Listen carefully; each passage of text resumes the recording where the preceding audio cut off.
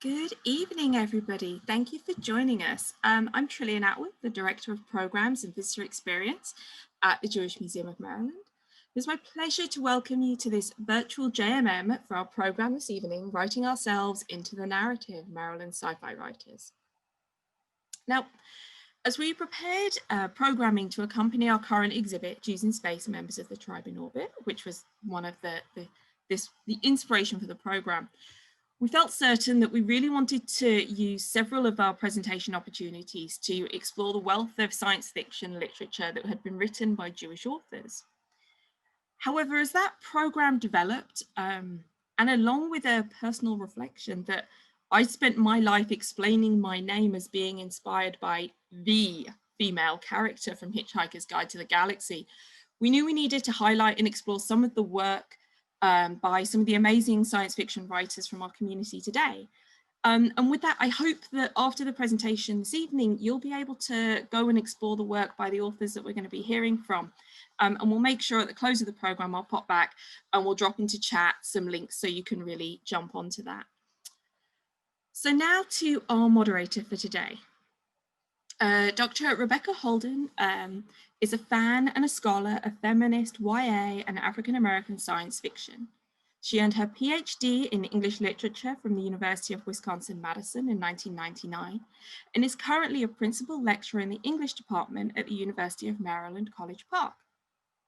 Dr. Holden has published essays, book chapters and reviews on various science fiction writers and books in Foundation, Science Fiction Studies, Oxford, Bibliographies in American Literature, LA Review of Books, Literary Afrofuturism in the 21st Century, and others. With Nishi Shal, Holden co-edited and contributed to Strange Mating, Science Fiction, Feminism, African-American Voices, and Octavia E. Butler. And so with that, Dr. Holden, please take us away. I'm really excited to be here today with our three local authors.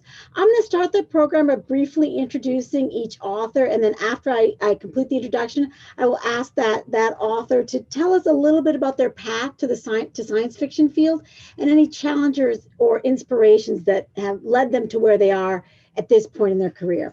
I'm going to start with Sarah Pinsker. Sarah's first novel, A Song for a New Day, won the 2020 Nebula Award. Congratulations, Sarah. Her short stories have won the Nebula and Sturgeon Awards and have been finalists for the Hugo, the Locust, the World Fantasy Award, the Newcomb Institute Book Award, the Compton Crook, and the U.G. Foster Memorial Award. Her second novel, We Are Satellites, will be published in May 2021.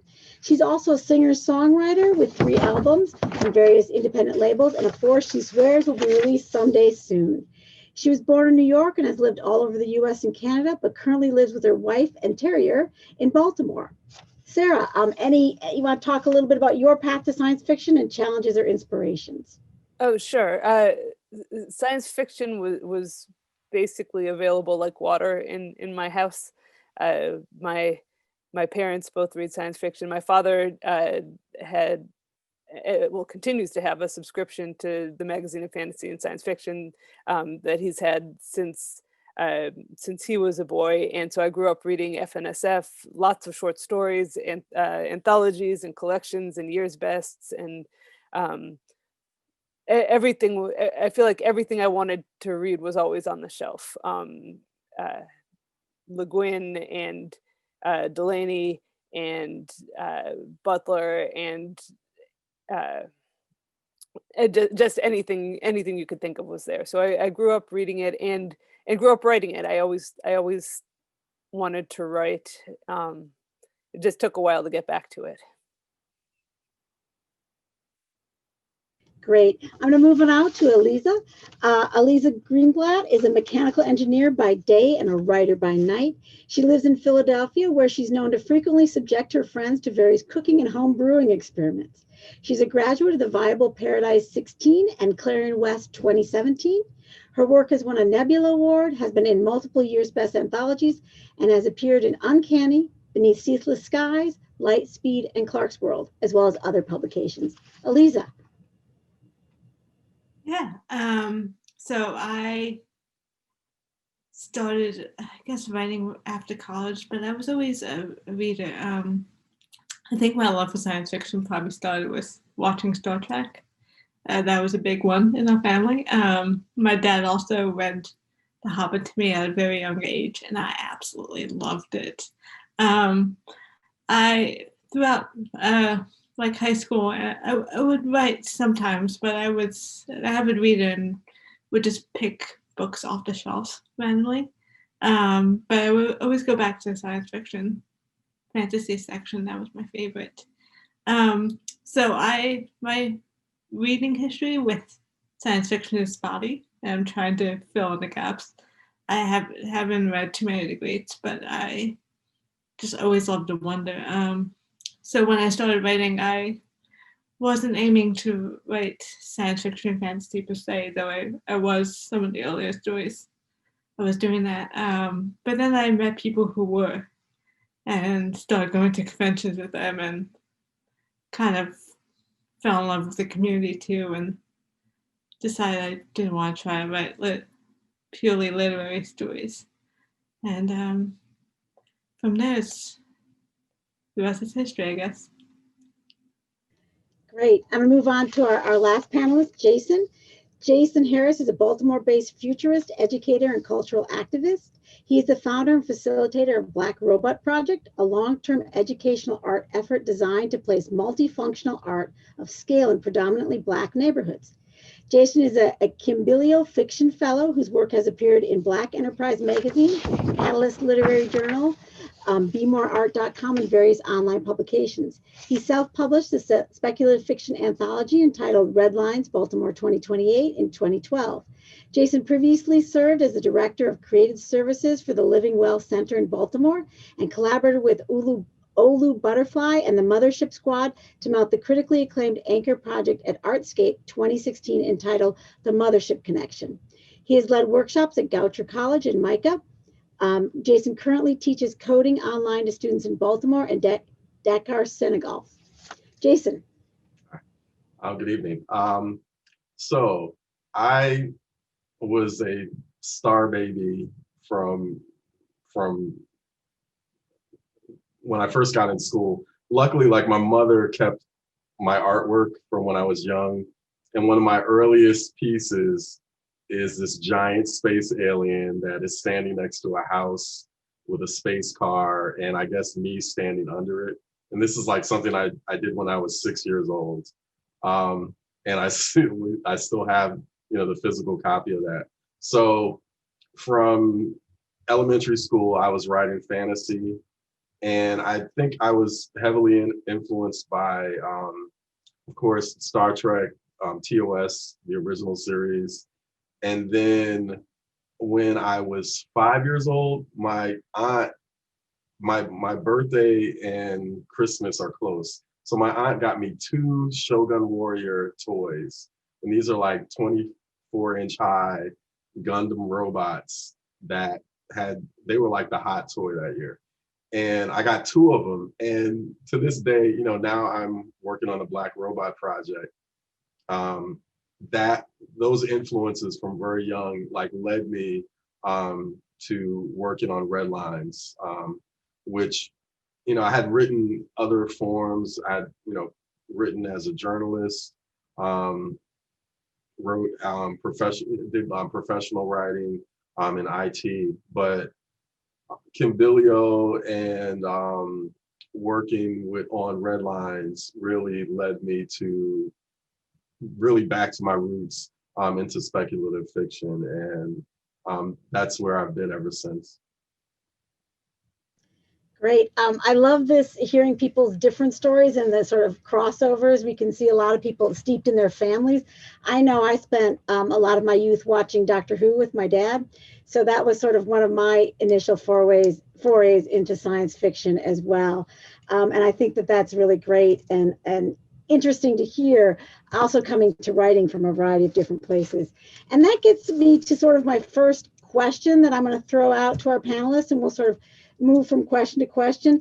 And that has to do with a little bit of the topic of our talk today, writing ourselves into the narrative, which is, we're here at the Jewish Museum of Maryland, and we're talking about writing ourselves into the narrative. In fact, I was brought onto this because of a class I've taught for the last 2 years called focused on science fiction and identity politics in College Park, which has been really exciting and great for me to teach. I've really enjoyed it. But I want to talk about this issue of diversity and identity of voice in science fiction. And many of us who have worked in the field a lot know that science fiction is not a monolith of white men, although it's often portrayed that way or still is seen that way in sort of popular culture. And I think about, if you are familiar with Cherie Renee Thomas's Dark Matter anthologies, where she pulls some great stories, including The Comet from 1920 that was written by Du Bois, as well as others. And then there's some other work.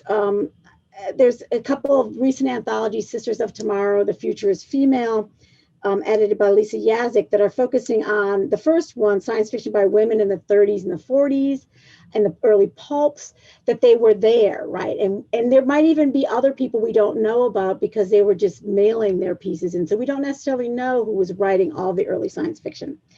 But in any event, it's an issue that comes up a lot in science fiction. Some of you may or may not be familiar with a Hugo's, a sad puppies thing. We won't need to get into that. But again, it's been something that comes up fairly regularly, not just in society, but also in the science fiction community.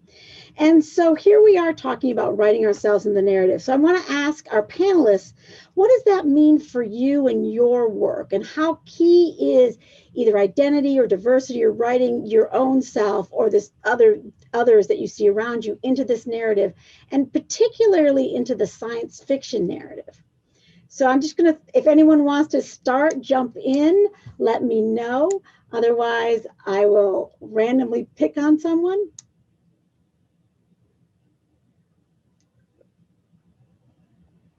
All right, I'll jump. Thanks, Jason.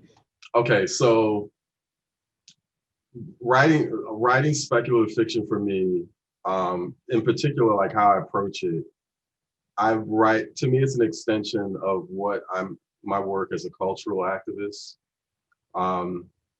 in that I feel like, living in Baltimore, for the past 20 years has been living in a dystopic society, very much so in that, as we refer to Baltimore, the white L and the black butterfly, like I've lived in a black butterfly basically most of those 20 years.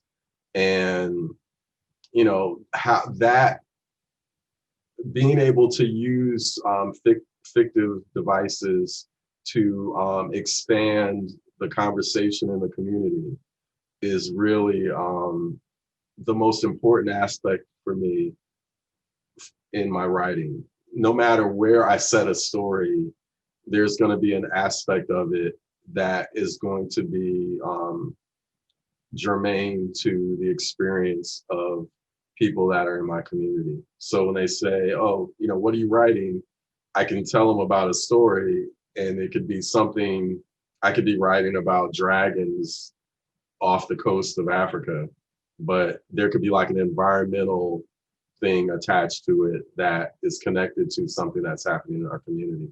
So that is like the biggest, I think that's the most important point of writing ourselves in, is that science fiction provides the structure or a destructure that allows you to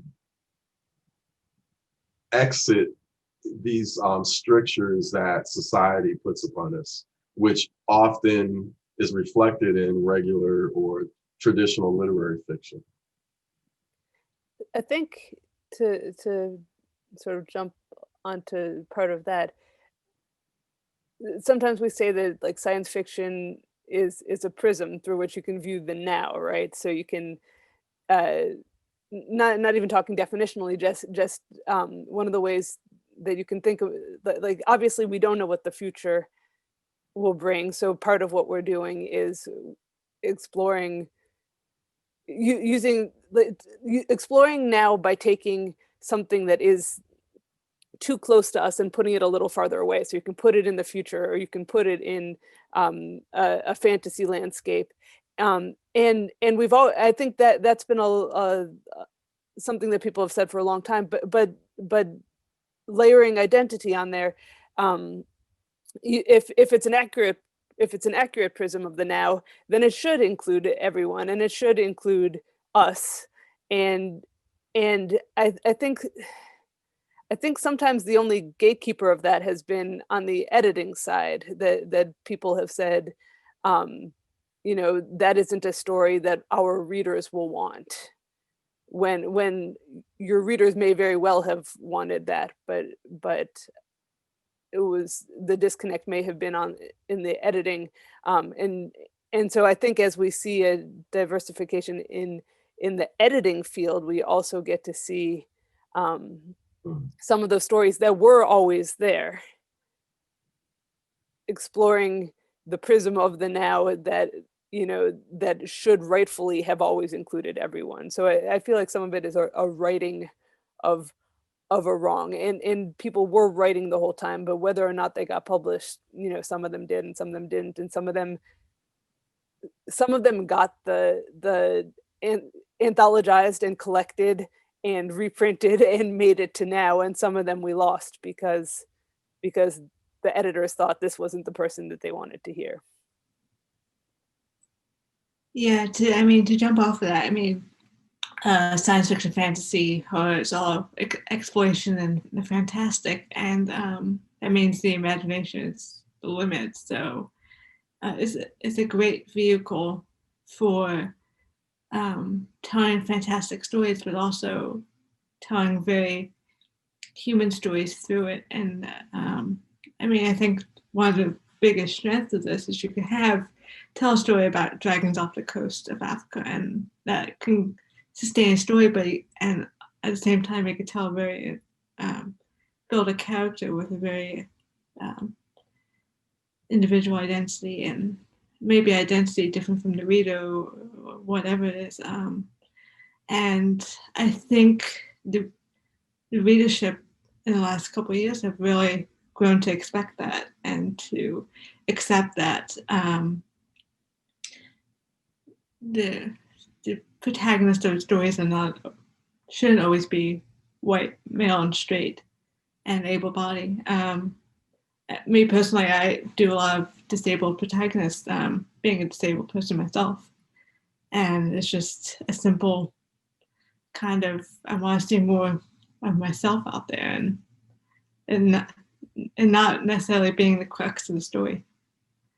So, and that's something I think I didn't realize I was missing until I started writing. It's interesting that you say that, Eliza, because I'm taking notes, and that was sort of the question I wanted to follow up with everybody, because all of us, right, sort of have mentioned that it was in our youth, right, when we were younger and reading science fiction and seeing it from family members was what got us excited about science fiction. But at the same time, one of the things that I think a lot of writers who are interested in writing themselves into the narrative, that's what they talk about. I wasn't there, right? So is that something that there was either inspiration to you to start writing? I think, Eliza, you said something about, you didn't realize that until you started writing it, that you weren't there. But how does that affect maybe your writing now, or your motivation to continue to write particular types of stories or characters? And I'm not asking anyone in particular, so anybody who wants to. I can jump off of that. For me, it wasn't the motivation to write. It didn't even occur to me when I first started to write to have more disabled characters, or that was something people wanted.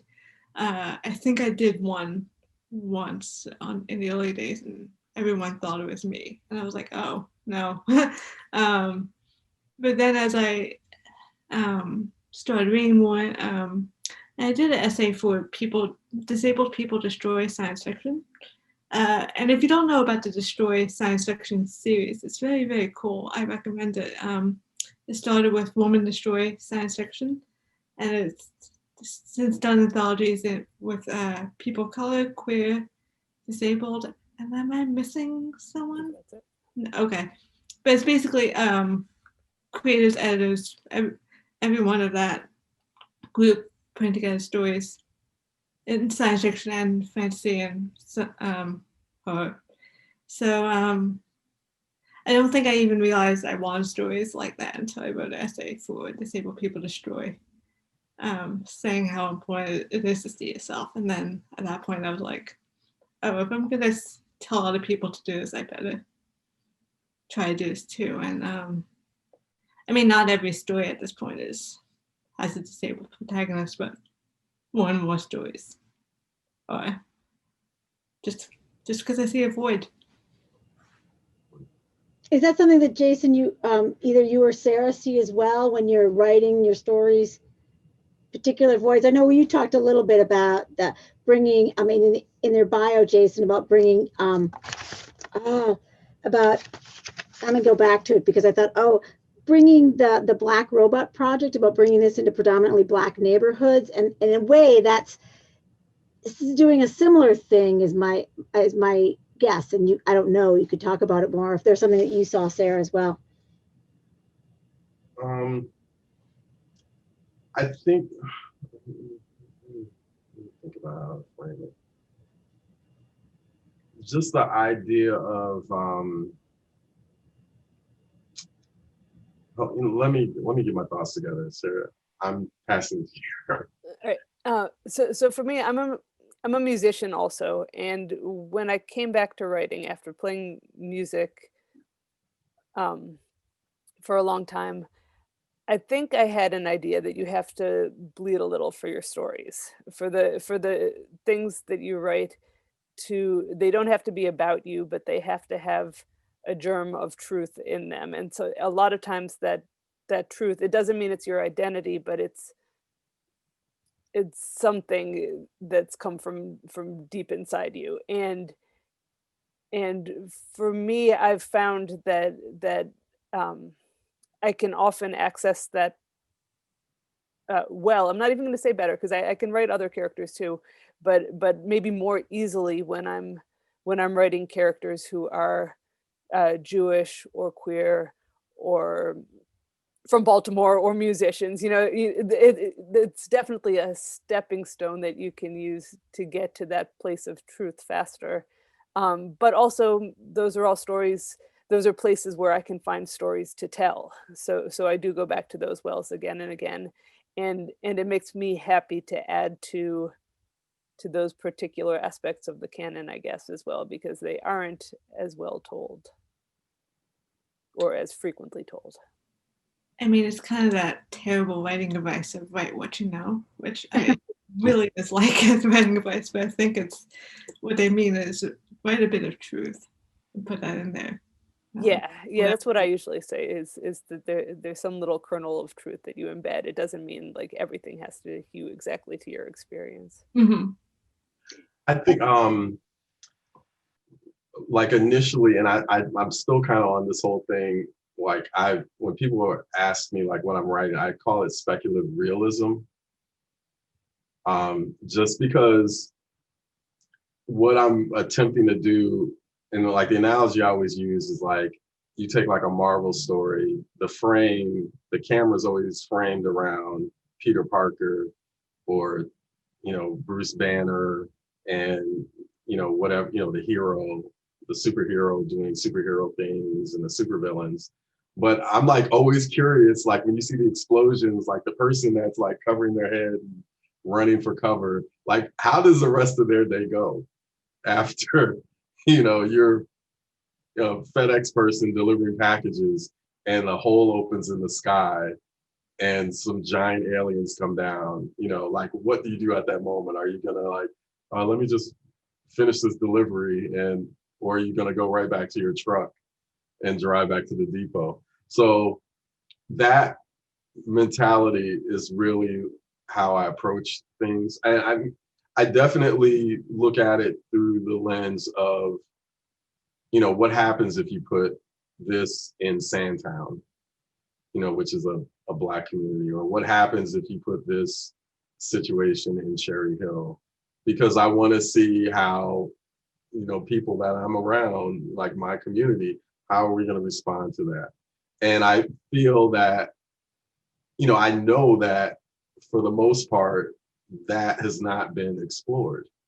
So there's a sense to me that I get to contribute something that is fresh, that is going to be insightful, in that, you know, there's always going to be like some magic in, you know, like a robot, you know, and someone's grandmother seeing it for the first time.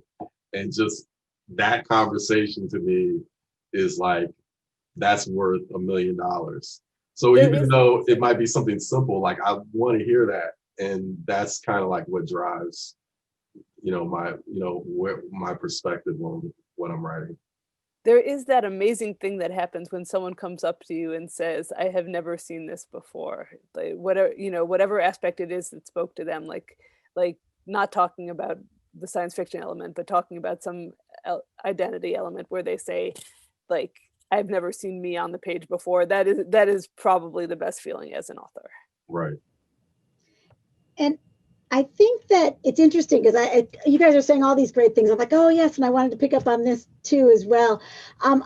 I think that when you just said that, Sarah, it's the experience that I have as a teacher when I introduce students to science fiction stories and we read stuff and they're like, oh my God, Octavia Butler blew their mind.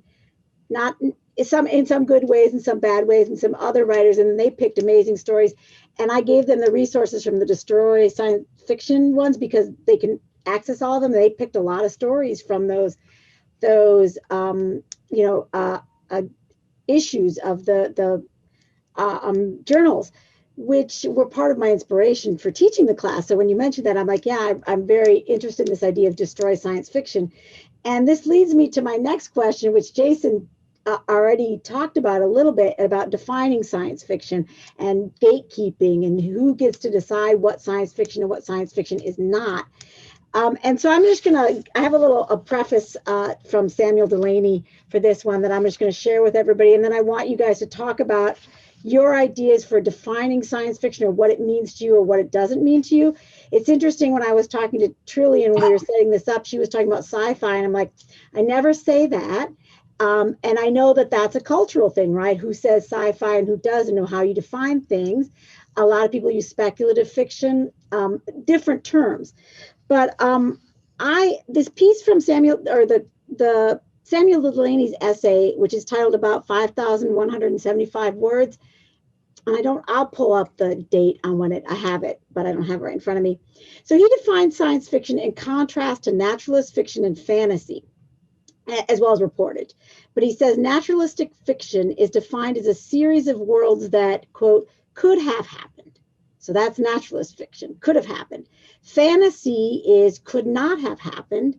And science fiction, which he terms primarily as SF, is have not happened, which includes several subcategories. So you have not happened. So things that might happen, things that have not happened yet, as well as events that have not happened, as in the parallel world science fiction, right? So that's a lot. We could spend a whole hour talking about all of those different cases, but I just sort of throw that out as something sort of to start the conversation. Jason already talked about speculative realism, and I really enjoyed hearing what that is to you. But if you guys have an idea of either your own definition of science fiction or speculative fiction that you use for your own writing, or what you think it means to define a genre in one way or the other, like science fiction. I tend to go for if pressed to define, I'll use the what if definition, which I think has broader implications. Like it can be all of the what ifs. So there's the science fictional what ifs are the, you know, what if self-driving cars, well, no, those exist, but what if self-driving cars did X? And so, or what if ships traveled faster than light between planets? What if there were creatures that blah blah blah? So there's all of those, and then there's the fantasy side, and those can be what if there was a world existed in which magic, blah blah blah. What if there was a world that existed in which dragons were real? And within that you can get to everything, including what if everything was exactly like our world, but you walked out one day and all the trees were gone. So it can be, it can be very, or what if your hand turned into a paw? It can be very small or it can be large, but that it usually starts from a what if. You know what is like the most interesting part of this, the definition, is that, and this is in particular, I mean, we can talk about Song for a New Day, is like the idea that what ifs are becoming these things that come to pass. So it's like speculative fiction is basically like, I mean, speculative fiction in a sense, I think is conjuring. So there's a what if. And of course, like the writers, we always say, well, this is just a story. This is not, but then, the whole, this whole notoriety that's been given to the parables, Octavia's parables, when you first read, like I remember first reading them and then like riding on I-95, and I hadn't seen a hitchhiker in years. And it was somebody walking on the side of the highway. And I was like, oh my God, Octavia is, and this was years and years ago. So as things have progressed, it was like, man, I mean, I would tell people, I said, look, Octavia, those parable books, people are going to look at them and they're going to be more than just speculative fiction. There's actually an Earthseed church. Like people use those verses to like guide, they're like a moral, guide. Yeah, that's crazy. So that whole thing of like, how it's defined, it's just interesting to see in this moment. It's kind of like speculative fiction is riding the line between magic and science. I finished Parable of the Sower on a bus in the dark from New York to Baltimore, and the lights weren't working on the bus, like even the overhead. So I was like reading by the light of my phone, and I was just looking around going, oh my gosh, thank God for the social contract, that we can all ride on this bus in peace together. But I think the danger of near future science fiction is that the what ifs come true. Because if you're doing your job well, if you do those what ifs in a logical way, and you add in Theodore Sturgeon's "Ask the Next Question," right? Like, it's a thought exercise. Well, what would happen then? What would happen then? So, A Song for a New Day, I just what would happen then myself into something that seemed like a plausible future, and it wasn't supposed to be prognostication. It's just that Wasn't supposed to be in it. Yeah, but if you do your job well, then yeah. I saw something from Naomi Kutzer, who wrote also a pandemic story a couple years ago called Too Much Cooking. It's in Clarksville, if anyone wants to check it out. It's a really excellent story. And she also predicted this very well, to a point where it's creepy. And she said, people keep asking me how I did it. And she's like, I've just read the CDC website. Like, they said, like, in a pandemic, this is what would happen. Yeah. But, I mean, for me, I hate genre definitions, because I think stories are what they are. I think they're useful to describe what you're doing. And I always, when people ask me, I say science fiction is what could potentially happen. Fantasy has magic and has different laws of physics and can't exist in this universe. That being said, I think the lines blur a lot, and it's a lot of fun to blur those lines as a writer. And especially when you go farther out future, it's not so much meant to be a prediction of what would happen, but like exploration of what ifs. I read somewhere that science fiction is not necessarily supposed to predict the future. It's supposed to be a canary in the coal mine for now. Actually, I think I might have gotten that from you, Sarah, at some point. But and yeah, it sticks with me because we're not, as writers, we're not going to predict accurately what's 200 years will look like from now. But we can use that for our future scope to kind of explore what's happening, which people touched on already. But Oh, sorry. I thought you were done. no, it's fine. Go for it. Well, I was just going to say this reminded me of something that Sarah said earlier about editors. When we talk about genre definitions and how things get shelved on a bookshelf or in a library, and the idea that lines are blurring. So sometimes it's the gatekeepers, the editors who say, this is science fiction, this is fantasy, this is realist fiction.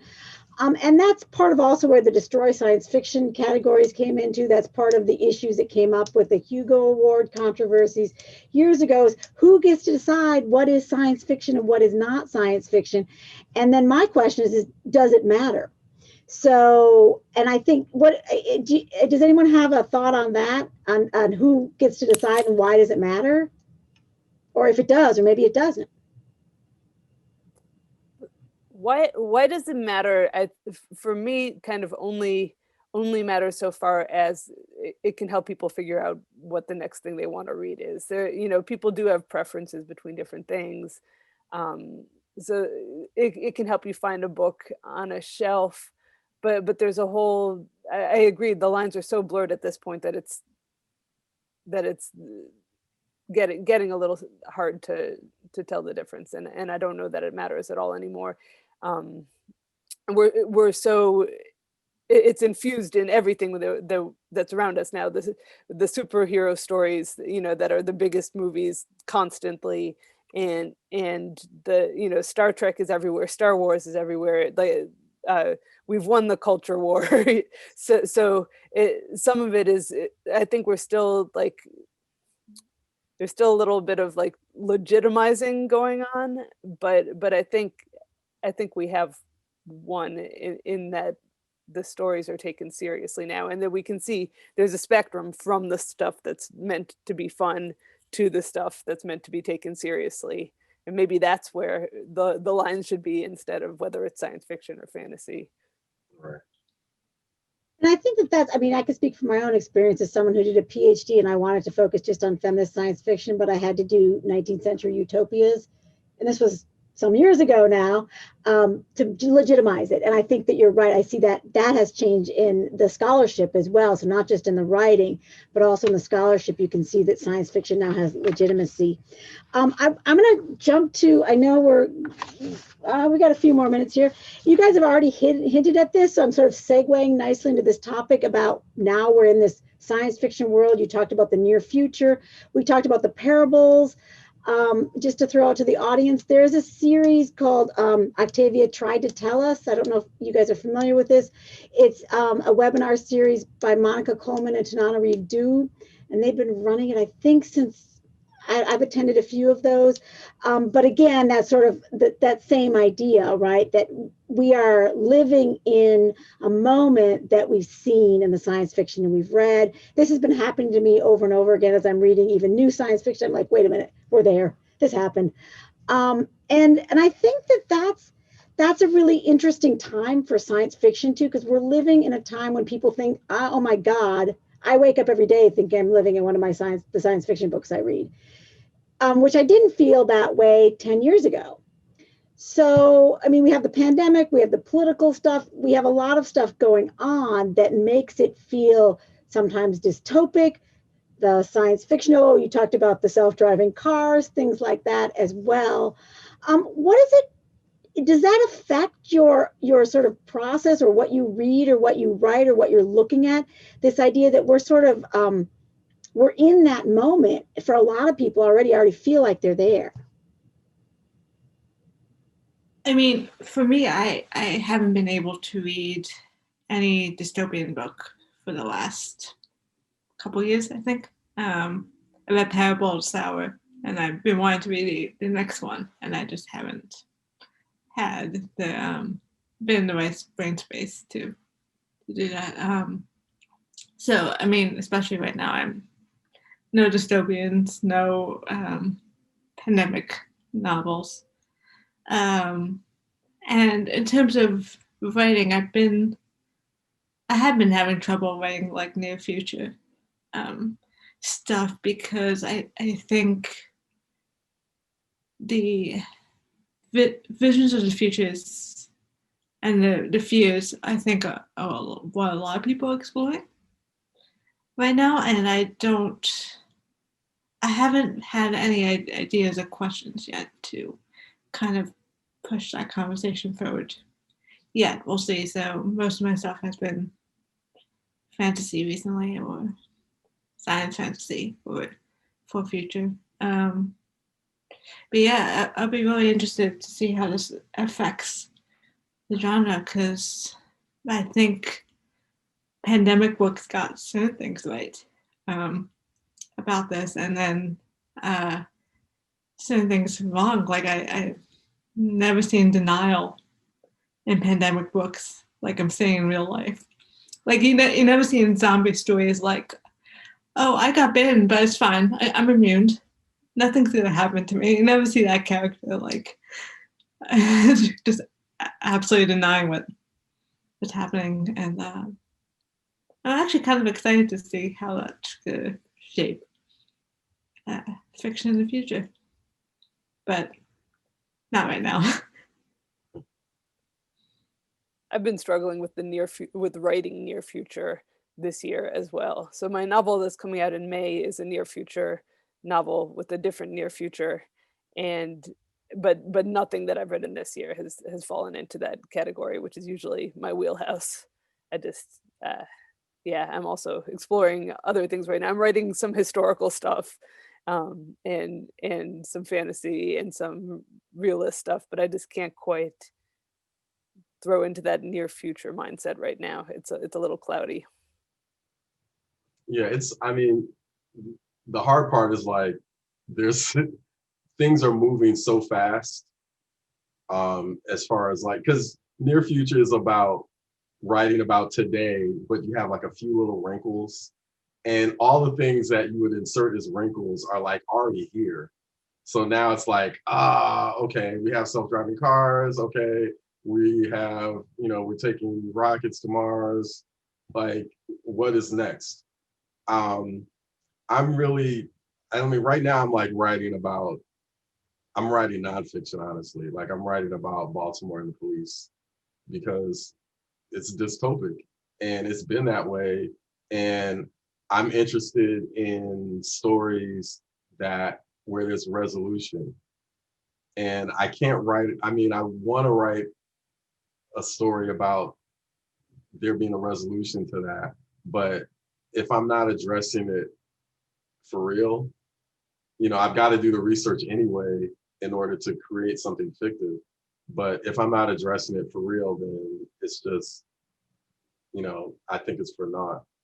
So I have short story stuff I've been writing. Like I had been working on a novel and I kind of like put it on the shelf and just started working on short stories.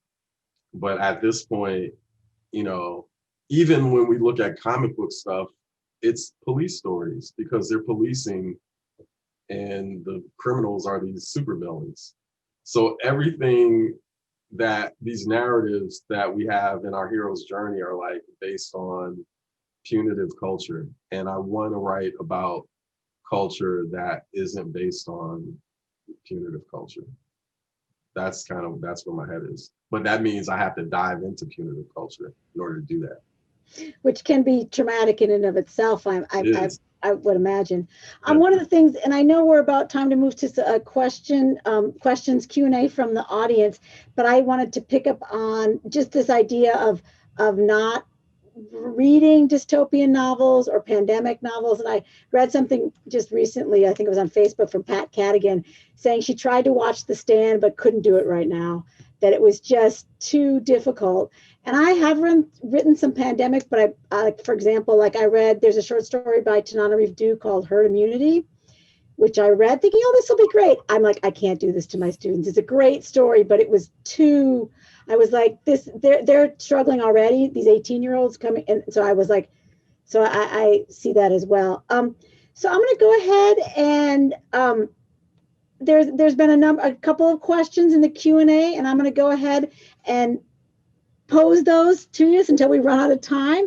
So the first question we have from Steve Southard says, would you say readers today might be hungry for more utopian science fiction to contrast with today's reality? And I know both Eliza and Sarah talked about writing fantasy or historical, sort of, not that that's utopian necessarily, but something different. But what do you guys think about this idea of the audience being hungry for utopian science fiction, especially today? That's exactly what I'm talking about, is that the idea that everything has to turn into this, the battle for Earth and, all this collateral damage, as readers, we're like, I don't see myself as Spider-Man or the Vision or whomever, or Thanos. I'm like just a person on the street. So I feel like writing stories or reading stories at this point that have this perspective where, it's on the ground with the people, and the people actually are the heroes, and there's resolutions to the problems that these heroes face. I think those are the most important stories to be written and read at this juncture. Yeah, to echo Jason, I think utopian definitionally is tricky, because if it's so perfect, where is the conflict that creates story? And so you still have to create conflict, and so you have to create the problem within that utopia. So you get to omelas it, and that can be its own joy. So I love finding those stories, and I always applaud people who do that well. But I think part of the trick, I don't know if people are looking for utopian fiction. I think some people are looking for catharsis, which is a different thing entirely. But I think some people are looking for hope and joy in their fiction, and I think that there's definitely a whole lot of room for that. And there's room for a lot more, like, this is the part where I wanted to echo Jason, human level stories, where there might be a science fictional conceit, there might be something utopian or dystopic or whatever, but when you're seeing it through the eyes of not the savior of the world, but someone who's trying to get through their day, or celebrate their day, there's a different type of question you can ask and a different narrative that you can achieve. So I'm always more interested in those.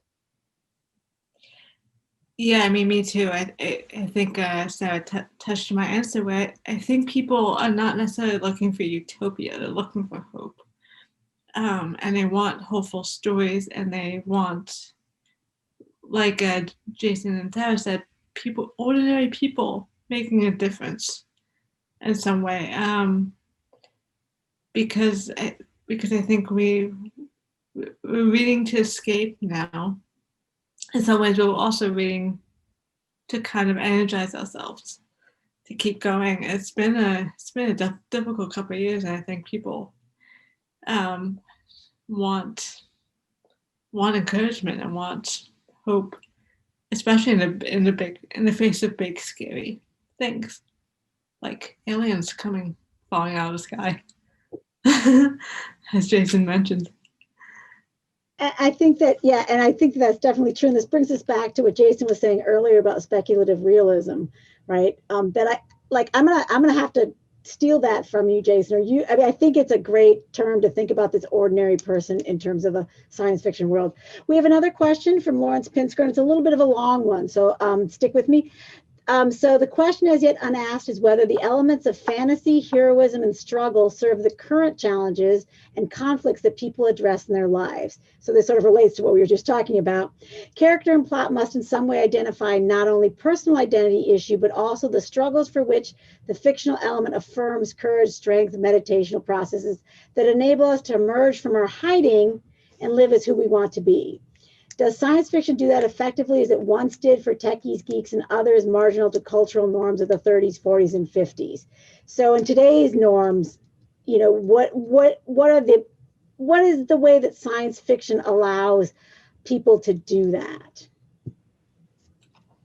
I think by showing, coming back to marginalized identities, I think by showing people who are normally hidden by history or, you know, not given headlines or whatever, shown as actual characters going on their own journeys, whatever it is, the fact of existing and thriving and pushing forward in a story can give people courage to do the same thing in real life. Mm-hmm. Any other thoughts on that? I was gonna say, like, this is part of like why I love William Gibson, like his most recent stuff. It's like the last book, you know, he has the world's first fully sentient AI is, you know, modeled after a Black woman. But beyond that, I like the idea that the characters in these books they're heroes, but they always have these people on the ground that are like essential to their journey that get introduced as fully fleshed characters that we get to see, you know, we get to see what makes them tick. We get to see what makes them special. And it's not to say that there isn't a hierarchy in regards to, like, you know, it's definitely a hero in these books, but I think just the narrative allows space for people, like a really diverse set of characters, to operate in these worlds that he builds. And that, for me, makes the hero's journey different than what we traditionally see, like the lone person that bootstraps and, you know, they get hit with gamma rays and then now they can beat the world by themselves. Like, I like seeing stories where it takes a village to like win, you know. Tuesday, I think oh, go ahead, Sarah. Oh, I was just going to say, I think that reflects some changes in culture too. I think it doesn't have to be the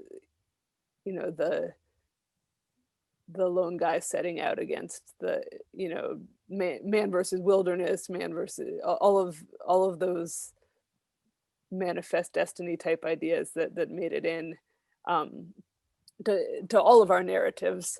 I love that idea of community as the hero and the solution as well.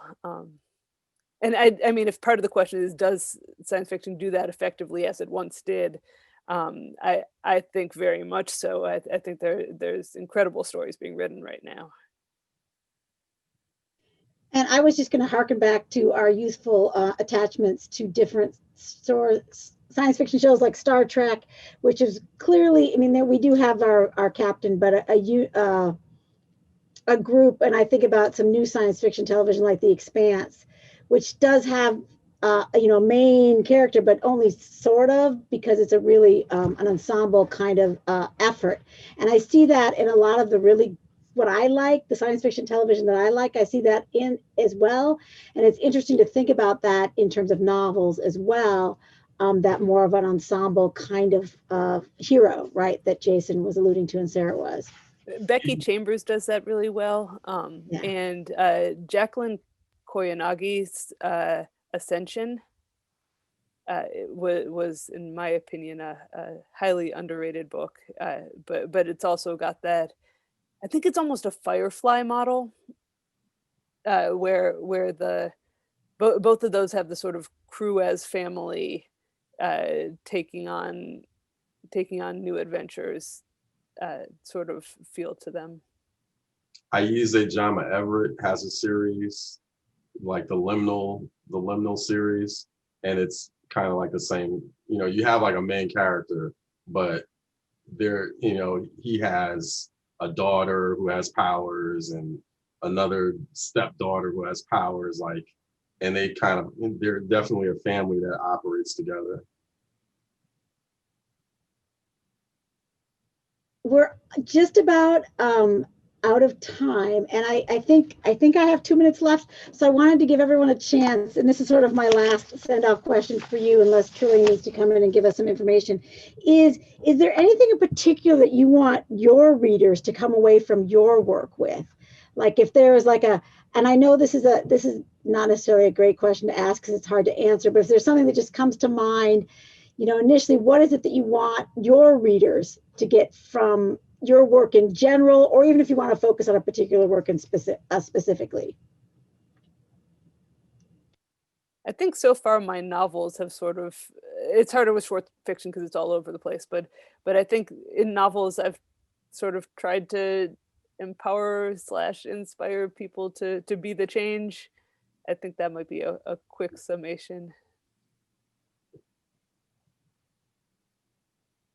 I'm a little bit all over the place because I do write only short fiction. But I mean, I always hope my stories resonate with people. I always hope that they, because I do people who are not classic heroes, that it maybe will shift views on how people see people in real life who don't quite fit the mold. But mostly I hope it entertains and sticks with you. I think like I remember I was working in a high school in Baltimore, and I asked some students, you know, what do you want to be when you grow up? You know, the thing adults ask, and they legitimately said, I don't know. Like it wasn't like, oh, I'm being shy, but I really want to be a nurse, or they really didn't know. And that was a challenge to me. I felt like if I write something that helps someone navigate from not knowing and feeling lost to finding you know, some kind of purpose or some kind of inspiration to go on the journey to figure it out, then I feel like I've done my job.